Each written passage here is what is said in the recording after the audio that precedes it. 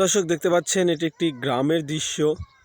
বাংলাহিলি হাকিমপুর বড় জালালপুরের আমার গ্রাম দেখতে পাচ্ছেন।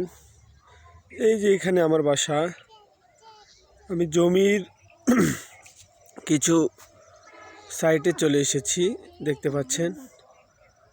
এই যে দেখতে পাচ্ছেন গ্রামীণ পরিবেশ, যে জমির মাঠ দেখেন, পাতারের মাঝখানে আদর্শ গ্রামগুলো রয়েছে যে দেখতে পাচ্ছেন।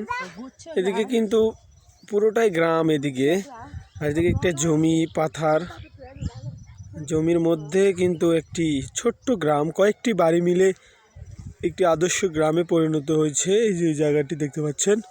তাছাড়া এদিকে কিন্তু পুরোটাই পাথার জমি। গ্রামের পরিবেশগুলো আসলে অনেক সুন্দর হয়ে থাকে।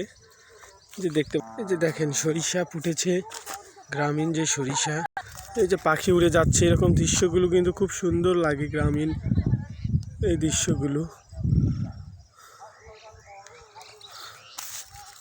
এই যে দেখেন, ওয়াও, খুব সুন্দর।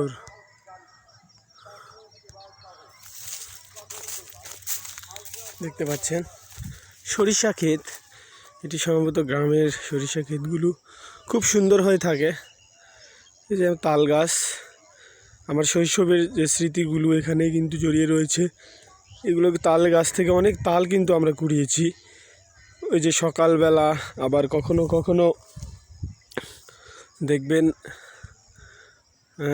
সারাদিন বসে থাকতাম এই তালের গাছের নিচে। দেখতে পাচ্ছেন আমার গ্রাম এটি।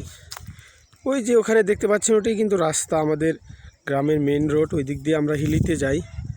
এই যে দেখতে পাচ্ছেন গ্রামীণ যে পরিবেশ। এই যে আমাকে দেখতে পাচ্ছেন, আমার বাসার পাশেই এই জমির যে গ্রামটি, ছোট্ট একটি গ্রাম। আসলে গ্রামীণ পরিবেশে আসলে অনেক সুন্দর লাগে পরিবেশগুলো, মানে জীবনকে আরও অন্যদিকে ধাবিত করা যায়।